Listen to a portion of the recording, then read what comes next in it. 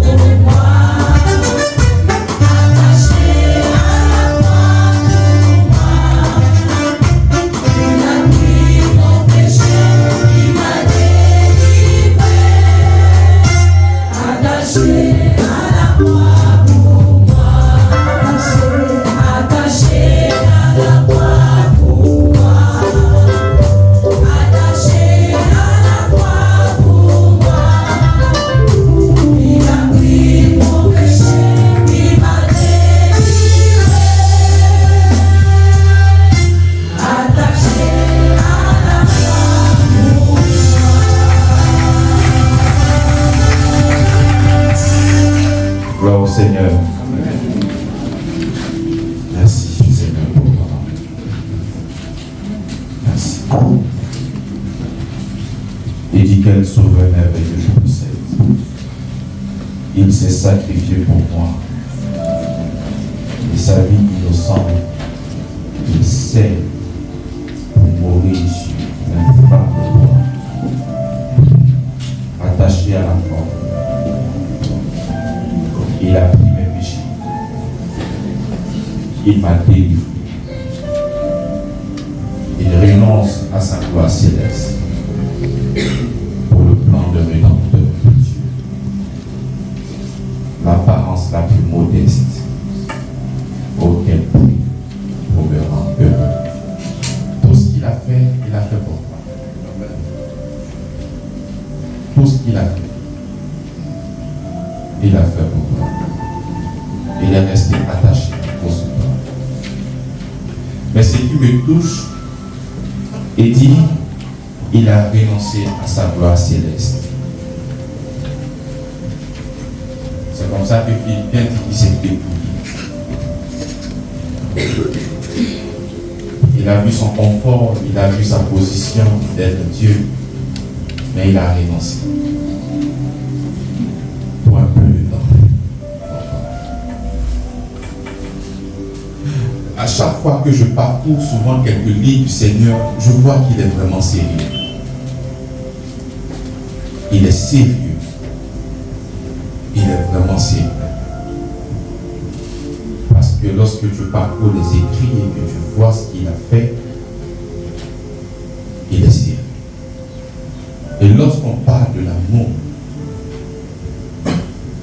il est prêt à tout abandonner. Quel sauveur merveilleux. C'est impressionnant, quoi. C'est touchant. Je regarde ce texte et je te pose la question à toi. Toi, tu es attaché à quoi? Tu es attaché à quoi? Pour ton amour, il est resté attaché à toi. Et toi, en reconnaissance de ce qu'il a fait, toi, tu es attaché à quoi? Tu es attaché à ton business, tu es attaché à tes projets, tu es attaché à tout ce que tu penses, sauf lui. Parce que c'est le pas de faire de dire Seigneur, Seigneur, Seigneur, Seigneur. Ça n'a rien à voir. Il est descendu la preuve de son amour pour toi. Et quelle est cette preuve-là? Je suis votre pasteur. Et si je ne vous donne pas les vérités, ça sera difficile pour vous. Difficile. Ça sera compliqué. La Bible déclare que je veille sur votre âme. Et c'est par la parole de Dieu que je vous communique ça. Tu es attaché à vous. Le Seigneur nous demande, allez faire des nations de disciples. La seule chose que le Seigneur dit, mais tu es incapable parce que tu es resté attaché à beaucoup d'autres choses. Toi, la mission du Seigneur, ça ne te dit absolument rien. Tout. Et après le Seigneur Jésus-Christ. Et après, c'est toi qui chantes. Seigneur, Seigneur. Le Seigneur nous donne sa parole. Tu peux imaginer plein de choses dans ton esprit, sous la grâce. Et crois que tu es, voilà, tu es juste dans une bulle. Il a renoncé à sa gloire céleste. Tout ce qui était pour lui une opportunité, une gloire. Il a pu se séparer un temps soit pour venir mourir sur la femme de bois. Tout ce qu'il nous demande, c'est d'annoncer ce message. Et on est incapable. On a trop de choses à faire. On a trop de rendez-vous. On a trop de choses trop importantes. L'évangélisation là après. Et après tu dis que tu crois au Seigneur. Mais quelle est donc cette croyance? Quelle est donc cette foi? Une foi qui ne se manifeste rien. C'est une foi seulement, c'est parler. Dieu prouve son amour. Parce que lorsque nous sommes pécheurs, il est mort pour moi. C'est pas bavarder, je connais. Non, ça n'a rien à voir. Incapable. On a prêché depuis près de 7 dimanche, l'évangélisation. Des brochures payées près de 400 000. Des programmes, parler de sa parole. Mais les gens sont à la maison. Ils sont à la maison. C'est ça la preuve de la foi. C'est ça, je crois au Seigneur Jésus-Christ de tout mon cœur. C'est ça, je n'ai que lui. C'est ça la grâce de Dieu que je vous prêche. Donc quand la Bible dit que la moisson elle est grande, il y a peu de bruit, ça ne dit absolument rien. Que le Seigneur lui-même cherche ses ouvriers. Toi, tu as des problèmes à régler. Mais le Seigneur, il est dans sa parole. Tu peux te faire beaucoup de filles dans ton esprit. Ça n'a rien à voir avec la parole de Dieu. Ça n'a rien à voir. Tu peux toi-même créer la Bible dans ton esprit et mettre les versets qui t'arrangent dans ton esprit. Laissez la parole de Dieu. Mais ça, c'est toi. Ça n'a rien à voir avec cette parole-là. Ça n'a rien à voir. Rien du tout. Après, tu as des grands discours dans la prière. Ça n'engage pas le Seigneur. Tu veux t'engager avec lui. Une seule recommandation. On est incapable. Pourquoi? Parce que nous sommes attachés à plein d'autres choses. Le salut des autres ne nous intéresse pas. Ça ne nous intéresse pas. On a des choses à faire, on n'a pas beaucoup d'argent. Comme si nous avons des tonnes d'argent. On a plein d'autres choses à faire, le reste là, ça peut passer après. C'est comme ça qu'on fait du Seigneur notre priorité. C'est ça avoir la foi en Christ. J'avais dit, montre ta foi sans les yeux, je te montrerai ma foi avec les yeux. Les gens qui disent qu'ils ont la foi, mais on ne voit rien.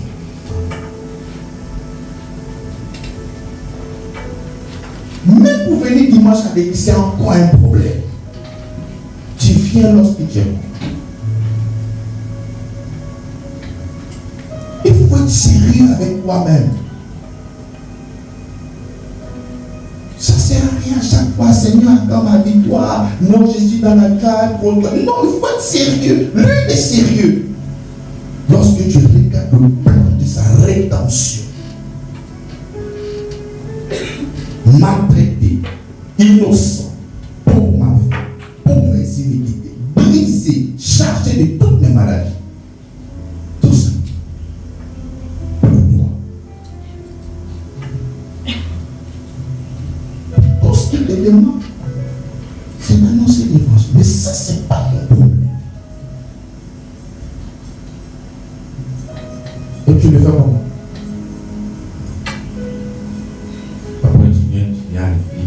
Tu crois au Seigneur Jésus. Tu ne crois pas, hein, je te dis la vérité. Il ne faut même pas penser que tu crois, parce que tu ne crois pas. Parce que la Bible déclare qu'on ne reconnaîtra pas le fruit. Et l'un des fruits, c'est de s'élever pour manifester l'amour. L'amour, ce n'est pas donner l'argent à quelqu'un.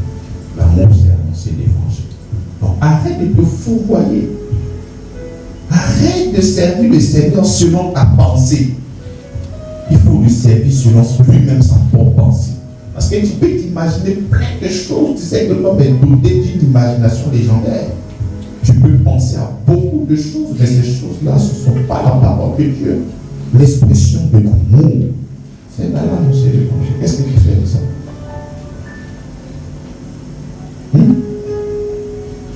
Alors, nous sommes dans notre séminaire. Et ce séminaire, c'est quoi? C'est la prière. Le dimanche passé, nous avons vu Daniel. D'abord, la Bible déclare qu'il avait un esprit, comment? Un esprit supérieur. Mais pourquoi Daniel avait un esprit supérieur? Pourquoi, d'après toi, il avait un esprit supérieur? Parce qu'il avait l'esprit. Il était à la tête et le roi même, dans son esprit voulait le mettre au-dessus des satrapes. Mais pourquoi encore le roi voulait le mettre au-dessus des satrapes? Parce qu'il avait un esprit supérieur.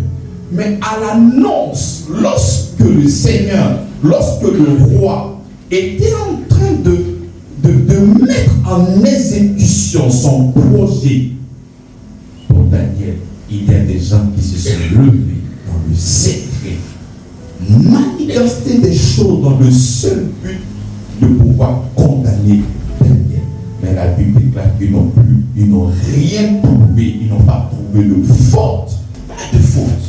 Et ils sont allés chercher à la gloire pour voir quelle faute, afin de pouvoir piéger qui, afin de pouvoir piéger Daniel. Et lorsqu'ils ont trouvé leur gardement, lorsqu'ils ont trouvé ce qu'ils allaient faire, et que le roi a signé le décret, l'attitude de Daniel nous a franchement touchés. Et nous avons dit que Daniel est un livre prophétique.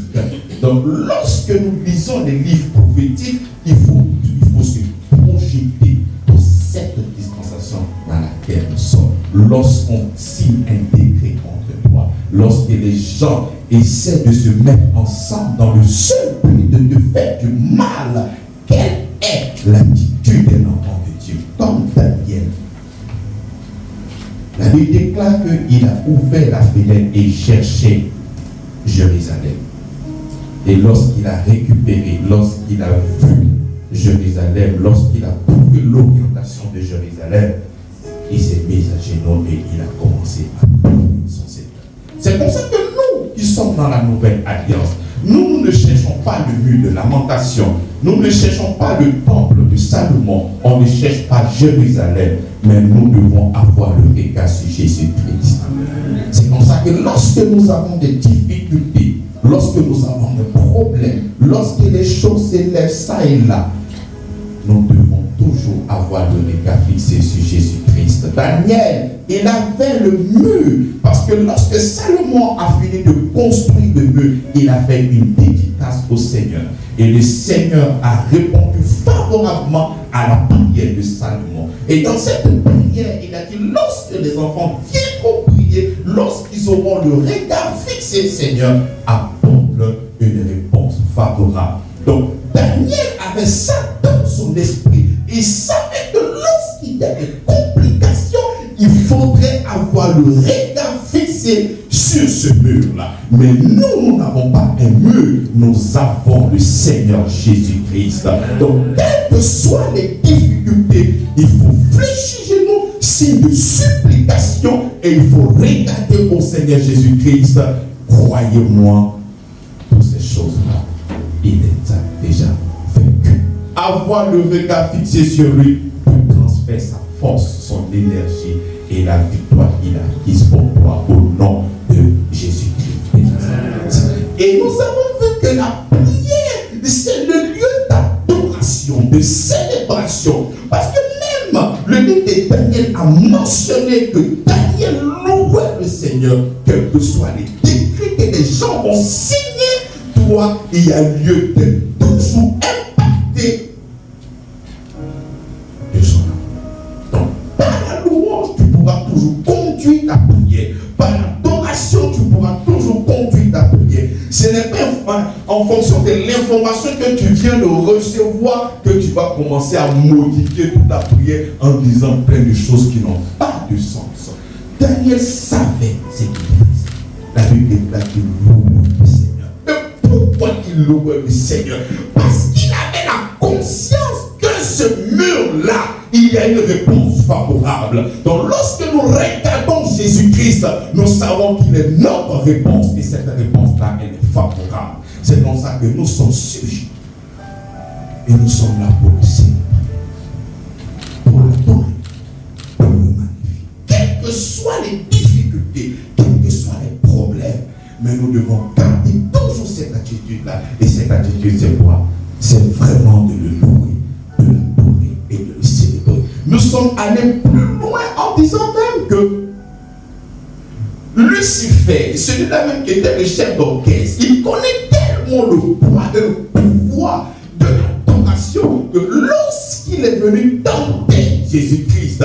Il dit, si tu m'adores, je te donnerai tout. Donc on voit Lucifer, on voit le diable qui est prêt à tout léguer tous ses biens au diable, au Seigneur Jésus-Christ, dans le seul but qu'il doit et adore. Donc il connaît le poids, il connaît la valeur de quoi? De l'adoration. C'est comme ça que lorsque nous prions, notre prière doit être la louange, doit être l'adoration, doit être la célébration et doit être des actions de grâce. Amen. Et si nous ne faisons pas ça, nous allons tomber dans ce qu'on appelle des vaines paroles.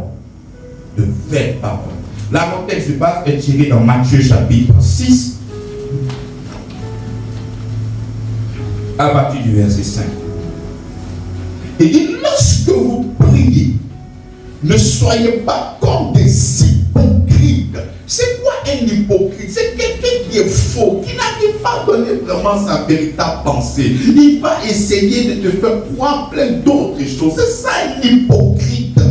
Il dit, ne soyez pas comme des hypocrites, ne soyez pas comme des hommes faux. Daniel, lorsqu'il était dans cette difficulté-là, il n'avait pas un esprit de duplicité, il ne pensait pas à autre chose. Il est venu, il s'est agenouillé matin, midi et soir et passé son temps à célébrer le Seigneur qui est sa délivrance et qui le délivrera certainement de cette difficulté. Donc nous devons avoir cette attitude comme Daniel et non pas être comme des hypocrites, des hommes faux. Quand tu commences, tu connais des défis, tu connais des difficultés, tu sais ce dont tu as besoin. Mais la prière, quand tu vas ouvrir ta bouche, tout ce que tu diras, en réalité, ça n'a rien à voir. Ce n'est pas le dessein de ton cœur, ce n'est pas l'expression de ton cœur. Ce sont des choses que tu fais sortir comme ça.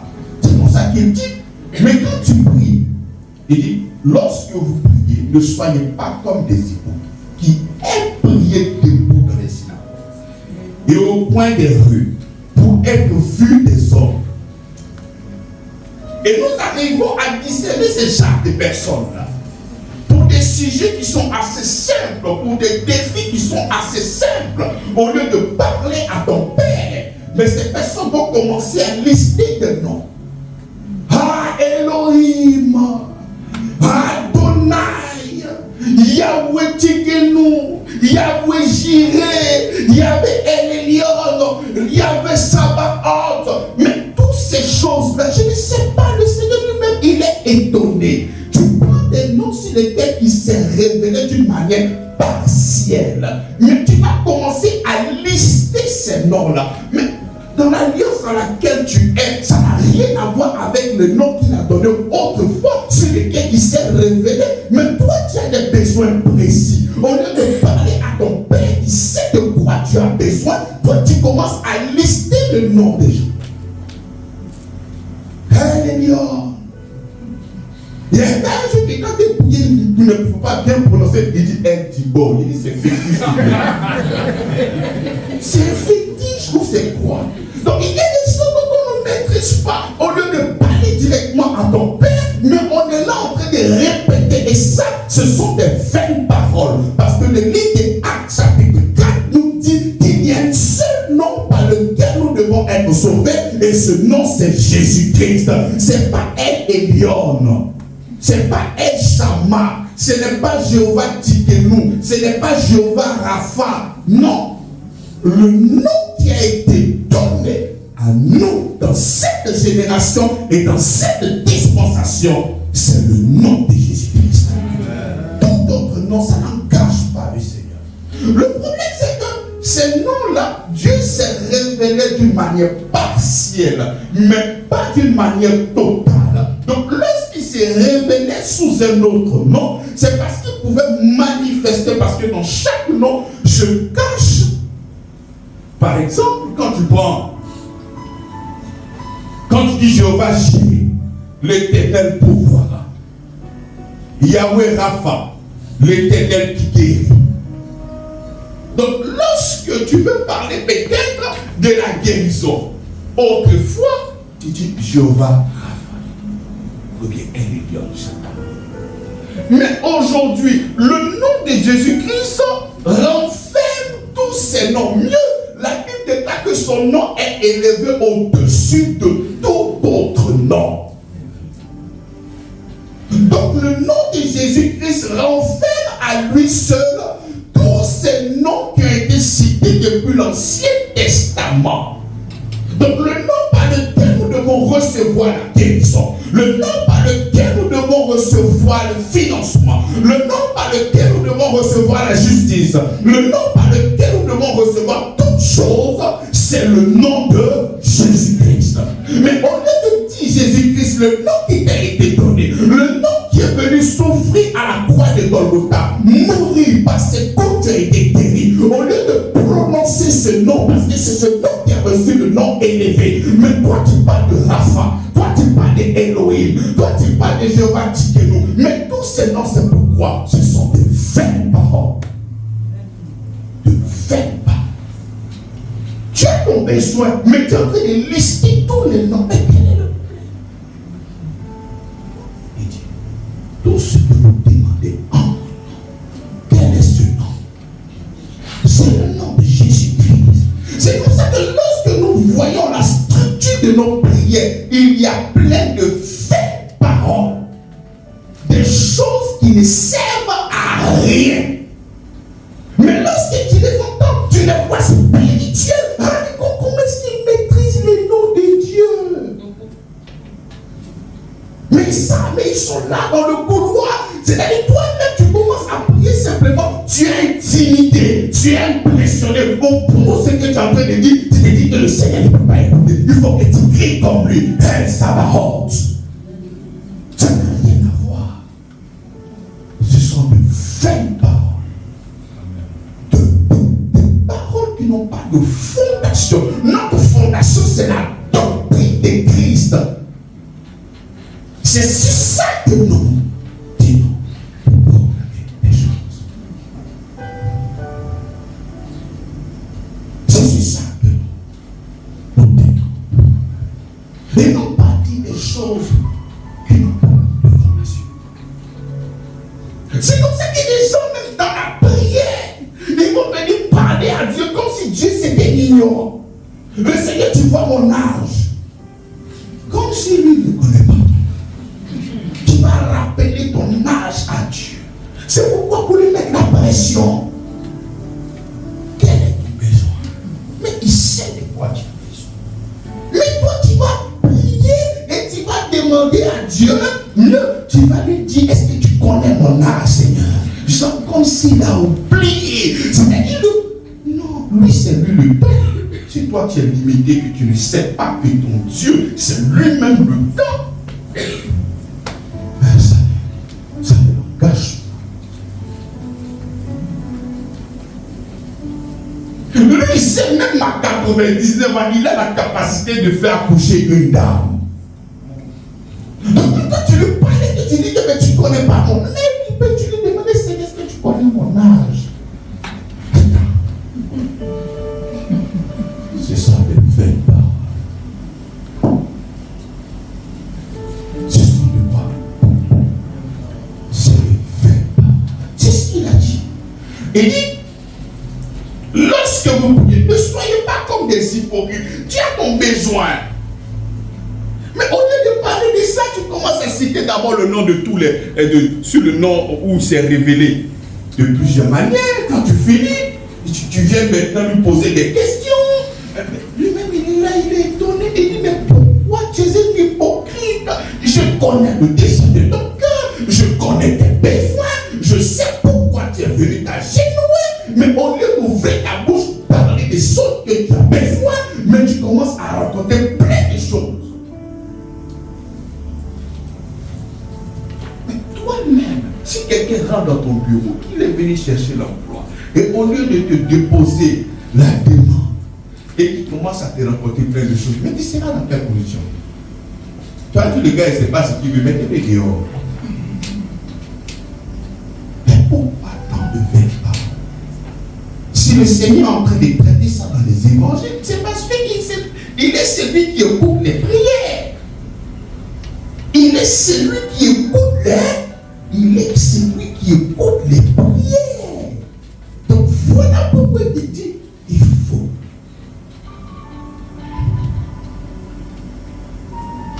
Qui aime prier debout dans les synagogues et au coin des rues pour être vu des hommes, pour être vu des... C'est comme ça que quand vous allez souvent dans des lieux de prière, quand vous êtes en train de prier, le gars il dit tellement de belles phrases que toi-même là tu es désorienté. T'as au lieu de prier même tu es capable de dire Seigneur, lui-même sa prière aussi. Et ce qu'il dit là, c'est ça aussi ma prière. Tellement il a fait sortir des phrases. Non mais quand toi-même tu écoutes, tu dis ouais, si moi mais si Dieu il valide la prière Seigneur. C'est comme ça que je regardais sur TikTok. Il y a un gars qui vient et dit la prière de Bill Gates. Amen. J'ai dit c'est que Bill Gates prie là. J'ai fait la prière de Bill Gates, j'ai dit Amen. Parce que s'il est multimilliardaire, mais c'est quelle prière lui fait? C'est comme ça que le Seigneur ne nous a pas donné des méthodes. S'il y a un protocole, s'il y a une méthode que le Seigneur nous a donnée, c'est au nom de Jésus-Christ de Nazareth. Il n'y a pas autre chose. Il n'y a pas autre chose. Il n'y a pas. Il dit, mais quand tu pries, entre dans ta chambre, ferme ta porte et prie ton Père qui est dans le lieu secret. Et ton Père qui voit dans le secret te le rend. Soyons simples. Ne soyons pas compliqués. Lui-même, il est simple. Nous voulons impressionner Dieu. Par quoi? Par ton français. Tu veux l'impressionner avec quoi? Avec ta connaissance? Mais non. Mais non. Est-ce que ton enfant à la maison pour avoir des bonbons, pour avoir des cadeaux? Ah, mon père qui a battu 17, mon père. Non, non, non. Ah, je veux ça. Tu es mon fils. Aussi simple. Aussi simple. Tout simplement. Mais si ton enfant même s'amuse à venir rencontrer le nom que tu avais, mais tu dis t'es fâché. Tu t'imagines si tu étais un gars dans l'allée. Ah papa, nous t'avons. J'ai pété toi papa. Ça c'est quel enfant ça? Ton papa est devenu enfant de Dieu. Oh papa. C'est lui que le Seigneur aime le plus. Et dit Amen. Donc laissez les anciens noms. Soyez simples dans la prière. La simplicité de l'évangile. Nous n'avons pas un Seigneur qui est compliqué. Nous avons un Seigneur qui est tout. Hein? Qui est comment? Qui est tout. Au verset 7, il dit en priant, ne multipliez pas de vaines paroles. En priant, ne multipliez pas de vaines paroles.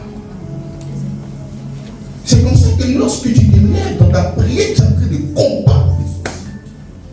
Ce sont des vaines paroles. Pourquoi elles sont vaines? Parce que c'est lui le Seigneur qui a combattu pour nous. Déjà, il faut rappeler quand même un peu le contexte. Là, nous sommes ici dans la loi. La grâce n'est pas encore manifeste. On est d'accord? La grâce qui est en Jésus-Christ commence lorsque le Seigneur meurt, enterré et ressuscité. Mais là, tout ce qu'il est en train de donner, il est encore sous la... Il est encore sous la...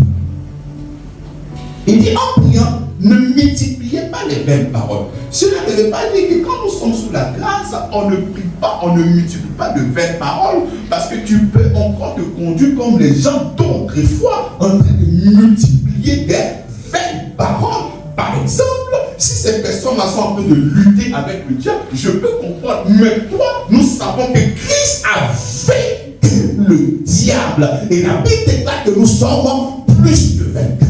Mais quand toi tu te lèves et tu te mets dans une position de combat, en train de frapper le diable, tout ce que tu es en train de faire, ce sont des vaines paroles. Parce qu'il dit qu'il les a déjà fait. Il les a déjà fait. Mais tout ce qu'il est en train de faire, c'est quoi? Ce sont des vaines paroles. Ça ne le concerne pas. Parce qu'il les a déjà fait. Mais puisque toi, tu es ignorant, puisque tu ne sais rien, puisque tu ne connais pas, tu passes ton temps à ne prononcer quoi que de vaines paroles. Le problème, c'est parce que notre Dieu, il est trop bon. C'est-à-dire, même dans l'ignorance, le Seigneur répondra toujours quand même à ta prière.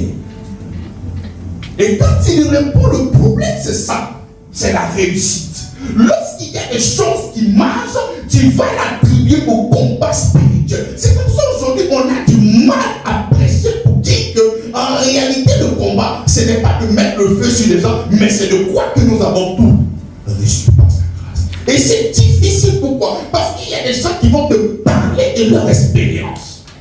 Je me suis levé, voici ce que j'ai fait. J'ai envoyé le feu, j'ai tué les gens sont morts. Ce que vous tuez, c'est un démon qui récupère votre prière et il commence à l'exécuter. Toi, le diable, vous êtes devenus des amis, des collaborateurs dans le meurtre. Ce n'est pas le Seigneur qui exauce cette prière de mort. Il est là pour apporter la vie. Il dit qu'il est venu pour apporter la vie. Et la vie en abondance. Le diable, il est venu pour tuer, égorger et détruire. Donc, lorsqu'il est en train de chercher à tuer les gens dans ta prière, ce sont de vaines paroles. Et il y a un démon qui a voulu, il essaie de réceptionner ça pour aller accomplir tes désirs. Et quand tu finis, tu sautes et dis Seigneur, merci, parce que tu as tué les gens. Le Seigneur n'est pas venu pour tuer.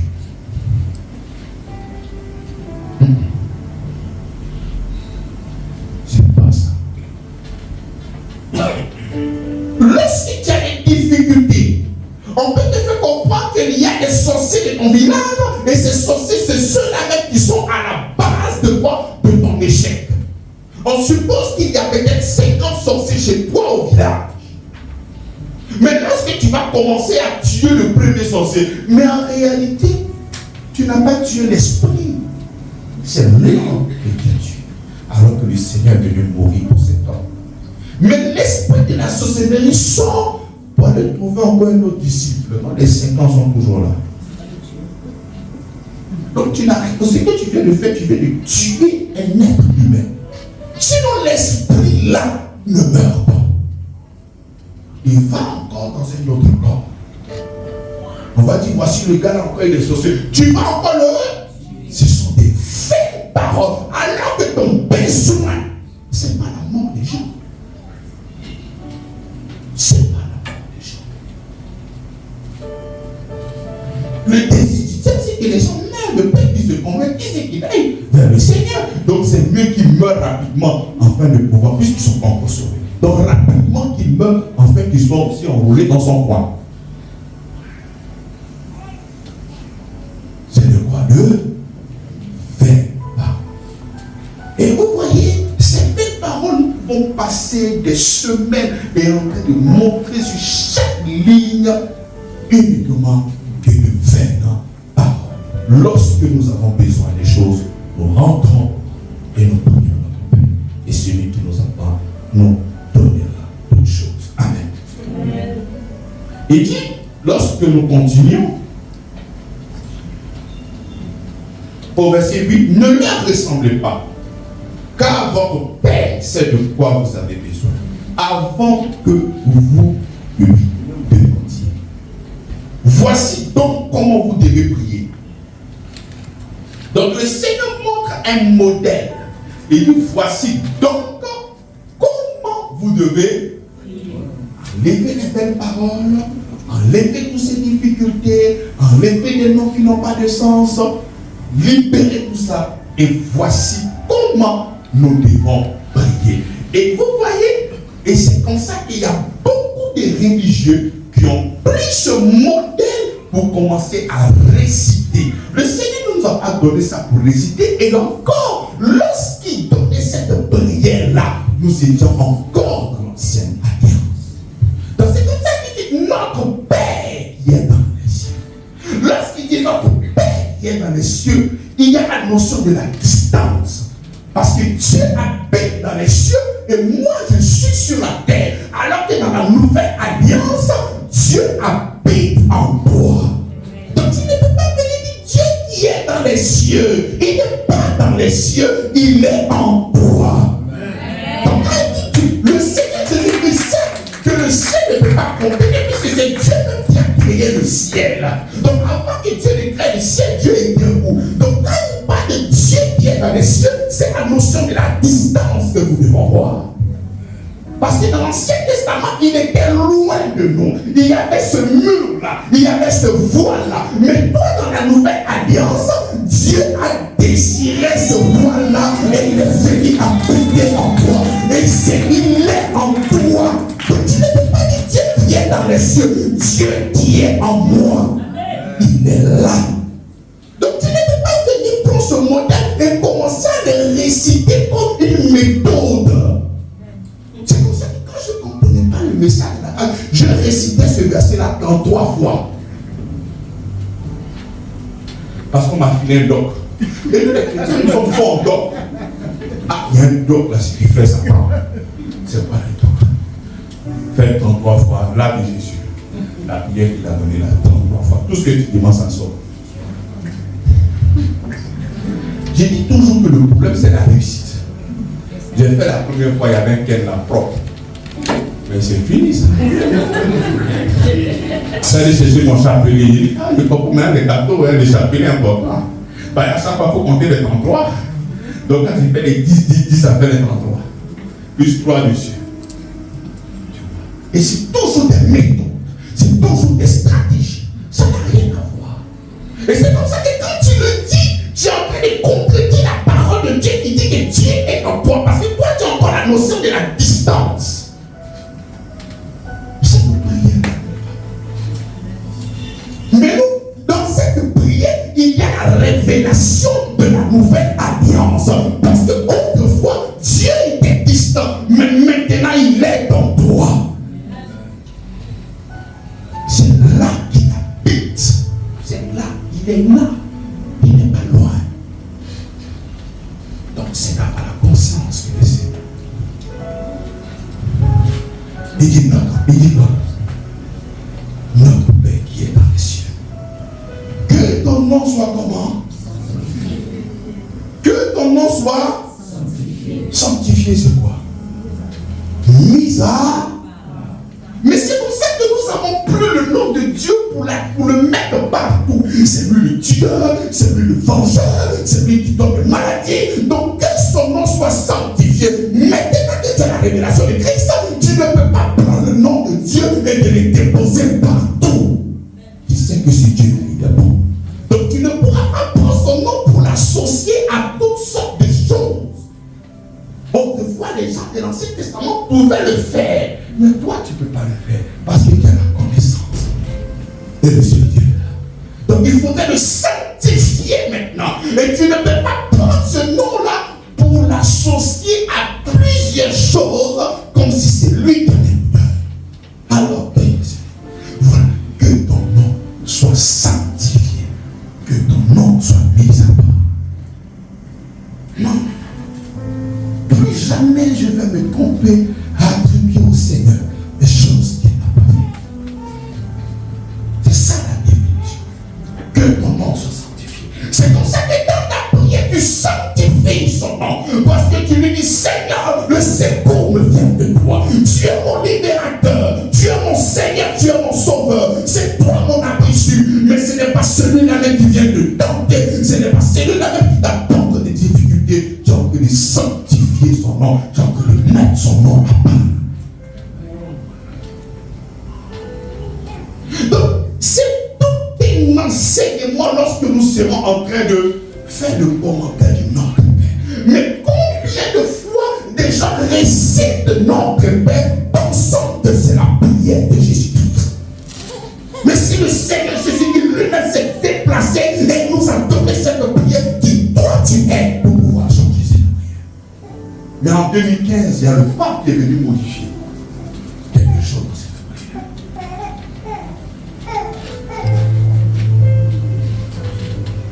Tout ça, ce n'est pas pour résister.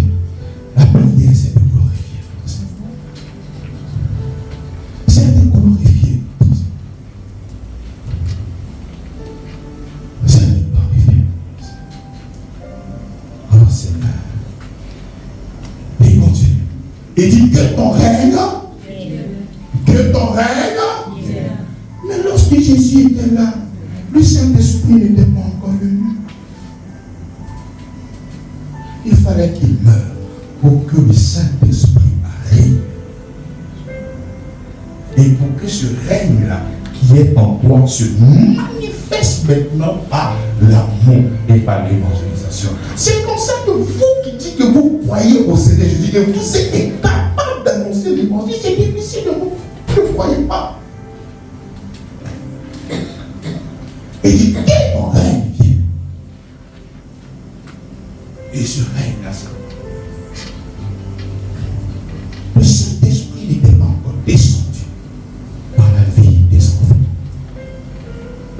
Et c'est ce règne qu'on a. Merci Seigneur pour mon esprit par lequel j'ai été séduit. Merci pour ton esprit qui est en moi. Et c'est nous qui arrivons à manifester maintenant ce règne dans notre vie. Nous le manifestons par l'amour qui est donné. Parce qu'il a des fils et des filles. Le règne de Dieu est là. Et nous arrivons maintenant à manifester ce règne sur la terre. Que ta volonté soit faite sur la terre. Et dit que ta volonté. La volonté de Dieu. C'est que Christ meurt à la croix. C'est pour ça que dans Hébreux, il dit, je suis venu au Père. Je suis celui du livre du rouleau. Et je suis venu faire ta volonté. La volonté de Dieu, c'est que Christ meurt à la croix. Et il est venu pour mourir à la croix. Donc il n'y a pas une autre volonté. La volonté, c'est qu'il meurt enfin que tes péchés te soient. Donc venir réciter toutes ces choses-là, c'est comme si rien n'était encore fait. Mais il faut avoir la révélation afin de prier par rapport à ça. Est-ce que vous comprenez? Est-ce que vous comprenez mes bien? Et dit, donne-nous aujourd'hui notre pain de ces jours. Aujourd'hui, notre pain, c'est qui? Nos pères ont mangé le pain, mais ils sont comment? Ils sont comment? Mais nous avons le vrai pain. Il dit, ils ont mangé un pain qui descendait du ciel. Non, ils n'ont pas mangé un pain du ciel, c'est pain de boulangerie. Mais le véritable pain, c'est Jésus-Christ. Il dit, mange, tu n'auras plus jamais. Et ce pain-là, c'est Jésus-Christ. Donc il y a tellement de belles révélations, mais nous allons continuer rapidement. Il dit, pardonne-nous nos offenses, comme nous. Qu'est-ce que cela veut dire? Pardonne-nous nos offenses, comme nous. Donc à quel moment Dieu te pardonne? C'est quand? Quand tu pardonnes à ton prochain. Donc quand tu ne pardonnes pas à ton prochain, Dieu ne te... Mais ça c'était au temps de la loi.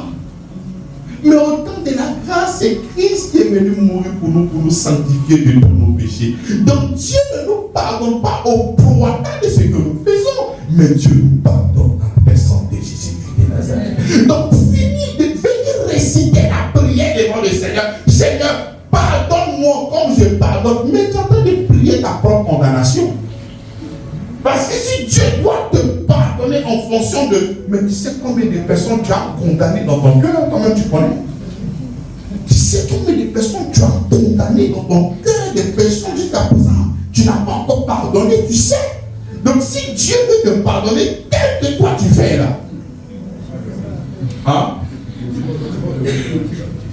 Mais nous voyons des intellectuels qui font cette prière.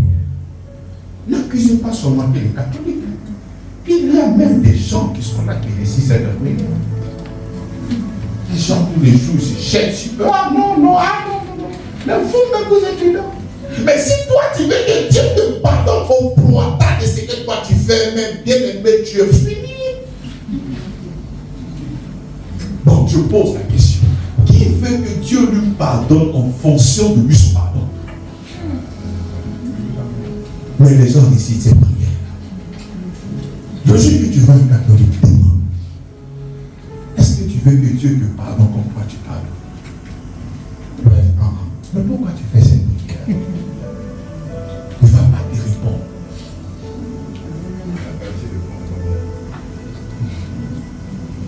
Pardonne comme tu lui poses la question. Tu veux que Dieu te pardonne tel que toi tu pardonnes? Vas-y, maman. Tu ne veux pas? Mais pourquoi tu fais cette prière alors?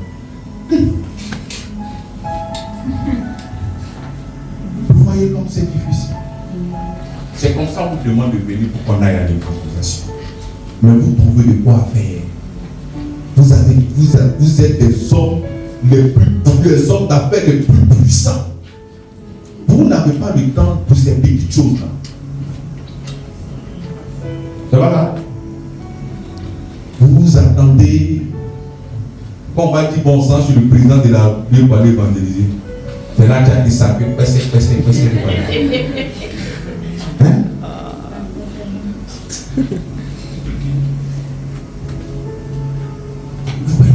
Pardonne-nous nos offenses comme nous.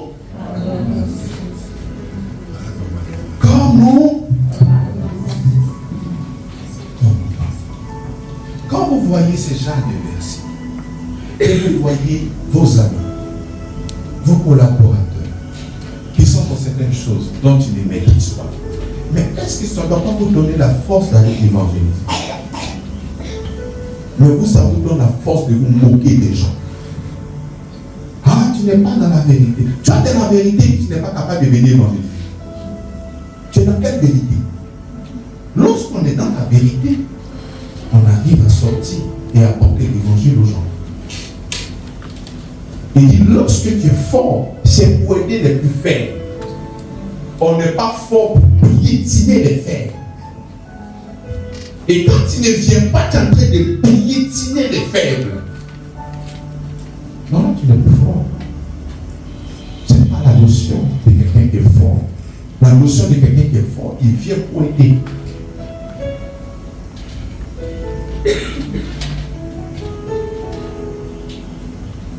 Ne nous éduque pas en tentation, mais délivre-nous du malin. Car c'est à toi qu'appartient le règne, qu'appartiennent dans tous les siècles le règne, la puissance et la gloire pour les siècles et les siècles. Donc c'est pas quelque chose que nous devons réciter, mais c'est de comprendre.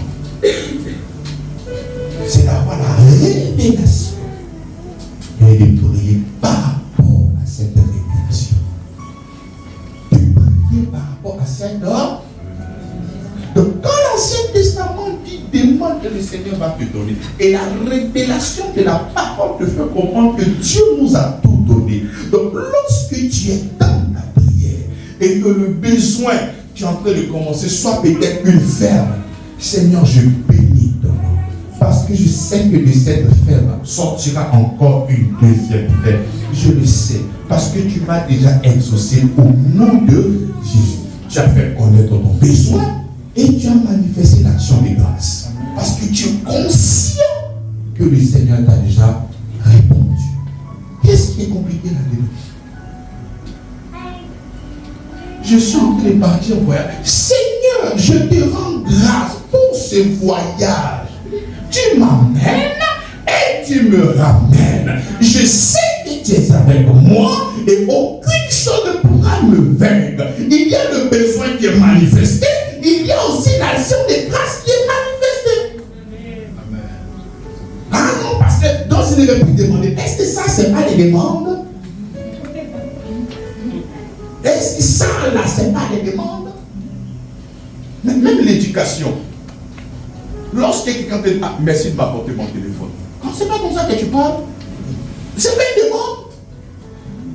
Ah non, ici là, on ne demande pas. Ça, c'est pas des demandes, ça. Avec des actions de grâce. Avec des grâces. C'est comme ça que matin, j'ai prié pour vous. Seigneur, touche, merci parce que tu touches le cœur de ces personnes qui sont avec moi à l'évangélisation. Merci parce qu'ils grandissent. Merci parce que tu illumis les yeux de leur cœur. Je le crois dans mon cœur qu'il a déjà exaucé. Voilà pourquoi je te rends grâce. Je peux quand même voir un manque, mais je crois qu'il comble ce manque-là au nom de Jésus-Christ. Voilà pourquoi je me rends les actions de grâce.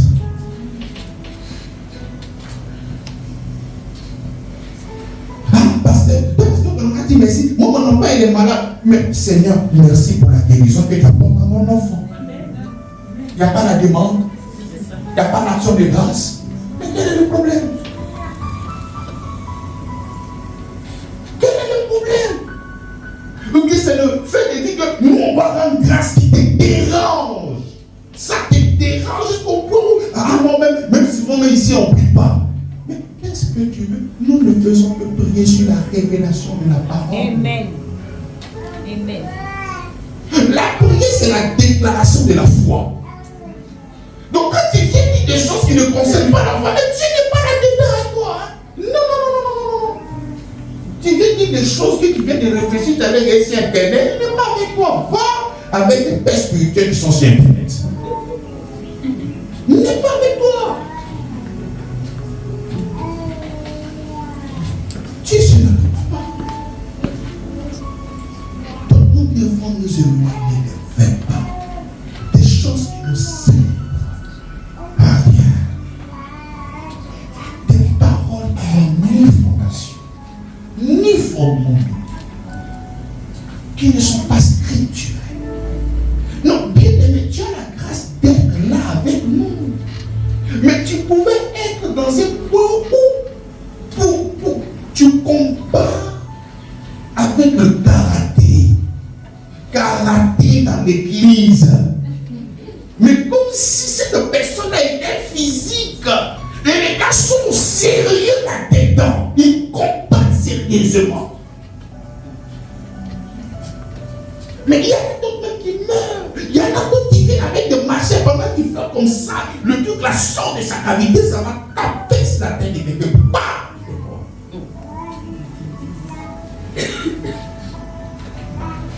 Vous avez cette grâce de recevoir ces enseignements qui donnent la vie.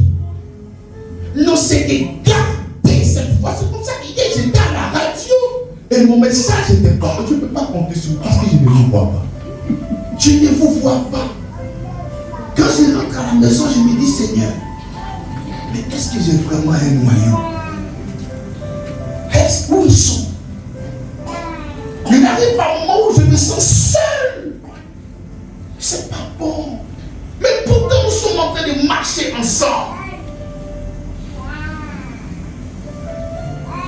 Mais vous devez être là, dans le seul but de faire la promotion ensemble. Ensemble. Lorsque tu prends un balai, tu peux prier. Lorsque tu prends 2 brindilles de balai, mais lorsque c'est beaucoup, c'est difficile. Mais les gars ne sont pas là. C'est pas normal. C'est impossible. C'est comme ça que la Bible dit combat. Il parle de son fils Timothée. C'est Paul qui écrit à son fils Timothée. Et ce qui m'impressionne, il va parler en termes de prophétie. Il va parler en termes de... C'est pour dire que dans la nouvelle alliance, la prophétie existe. Mais la prophétie consiste et existe uniquement que dans la personne de Jésus-Christ. C'est pour ça que quand il va parler à son fils Timothée, il dit selon la prophétie qui a été faite que tu combattes le bon combat de la foi. Quand il parle de bon combat, c'est parce Parce qu'il y a un faux combat. Et quel est ce faux combat? Lorsque nous sommes là en train d'évangéliser, nous sommes en train de combattre. Et ça, c'est le bon combat. Parce que nous sommes en train de déposer la foi dans le cœur des gens. Ça, c'est le bon combat. Venez enlever le mensonge dans le cœur des gens. Nous sommes en train de lutter. Nous sommes en train de combattre en apportant l'évangile. Mais vous avez changé le lieu de bataille à autre chose. Et après, c'est toi qui as besoin des grandes choses. Tu as besoin des grandes choses. Hein?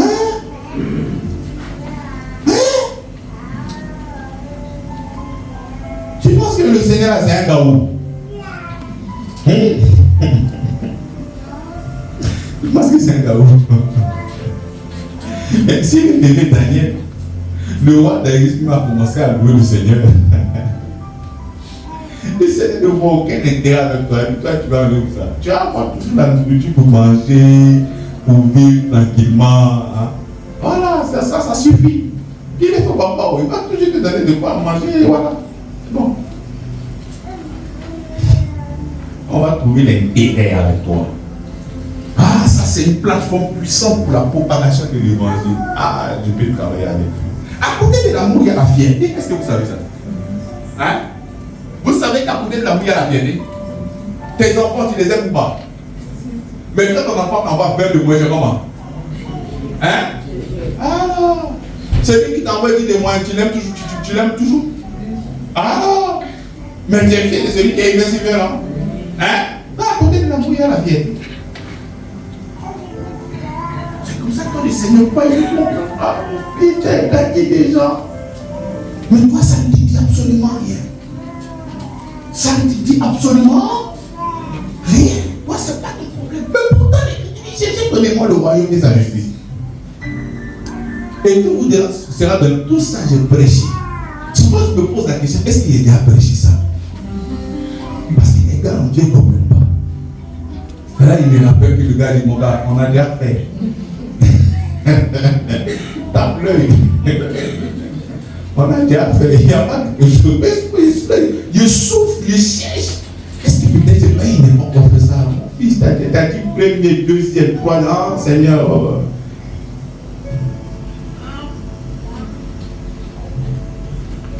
Et puis ce qui m'impressionne, c'est que les gens sont sereins. D'après mon enseignant, il dit, on va leur demander de même d'établir le programme et puis on va faire.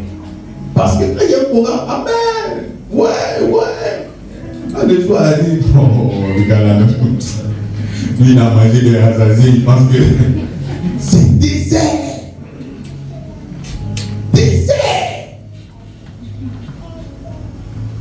Que ce soit un programme chaque année, une fois dans le mois, c'est désert. Évangélisation, on a prêché pendant combien de jours, on a fait des flyers, c'est désert. Je suis à la radio, c'est désert.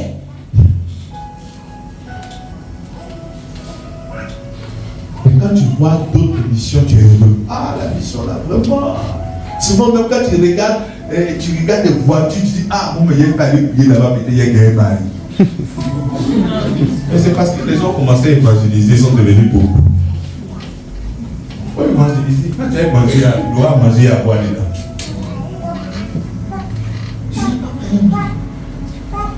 Pourquoi? Tout dedans. Soyons sérieux. Donc, nous sommes là dans le cas de quoi? De la prière. Donc, soyons simples. Comme le Seigneur lui-même il est, nous avons tout reçu de sa grâce. Nous avons tous reçu de sa plénitude grâce sur grâce. Donc, quand tu as des besoins, on vient de faire une démonstration. Dis-moi quel est ton besoin. Ah, dis, j'ai besoin seulement d'un seul besoin, on va faire une démonstration de prière. Un seul. Un seul. Un seul. Ah, il n'y a pas de besoin. Il n'y a pas de besoin. Un seul. Hein? Seigneur, merci pour l'humilité qui est au-dedans de moi. Parce que je sais que lorsque tu m'as racheté, tu m'as créé en Jésus-Christ. Tu m'as créé en toi. Et en toi, il y a l'humilité. J'ai été scellé par le Saint-Esprit. Et dans cet esprit-là, il y a l'humilité. Merci Seigneur pour la manifestation de cette humilité qui est dans mon corps. Est-ce qu'il n'y a pas la demande dedans? Est-ce qu'il n'y a pas d'action de grâce dedans? Est-ce que ce n'est pas complet? Seigneur, pardonne-moi, envoie-moi l'humilité, Seigneur, et que je sois humble. Tout est déjà, il faut croire. Est-ce qu'actuellement nous sommes 1000? Mais dans ma prière, Seigneur, merci pour ce grand peuple. Il faut arriver à voir. Ce que tu n'arrives pas à voir, tu ne pourras pas les porter. Il faut arriver à voir. C'est comme ça. Seigneur, merci pour toutes ces belles voitures qui sont garées. Des hommes et des femmes forts, puissants, bien placés en train de pouvoir influencer cette Côte d'Ivoire. Influencer même la sous-région. Seigneur, merci. C'est comme ça que je me vois grand et je bénis le Seigneur. C'est comme ça que la Bible déclare que notre bénédiction n'est pas dans ce camp. C'est comme ça que nous bénissons pour ce que nous croyons. Et ces choses-là se manifestent maintenant. Est-ce que c'est compliqué? Hein? Est-ce que c'est compliqué? Hein? Il arrive un moment, c'était d'entre vous, ah, c'est difficile, c'est tellement chaud qu'il y a des appellations de gaz. Je m'ai demandé. Mais ce n'est pas comme si je voulais. Mais on demande, enrobé par la foi. Il dit que lorsque vous priez, croyez que vous l'avez déjà. Donc quand tu dis que non, j'ai laissé faire l'action de grâce, c'est-à-dire que tu dis que tu as arrêté de croire. Je vais demander pour voir d'abord avant de rendre grâce. Mais ce n'est pas ce que la Bible dit. C'est ce qui s'est passé avec Thomas. Il dit comme que je ne le vois pas. Le Seigneur est venu, il touche. Il a touché. Il dit maintenant que je dis mon Dieu, mon roi, il dit non, lève-toi là-bas. Le plutôt, celui qui croit, sans avoir vu. Donc, puisque moi je crois que je suis en train de prêcher d'un stade, donc je suis déjà heureux, je le proclame dans ma vie au nom de Jésus-Christ. Pourquoi tu m'en veux? Laisse-moi dans ma foi. Est-ce que la foi est logique? La foi n'est pas logique. Maintenant, si toi tu veux être logique, voilà pourquoi les choses aussi sont logiques avec toi.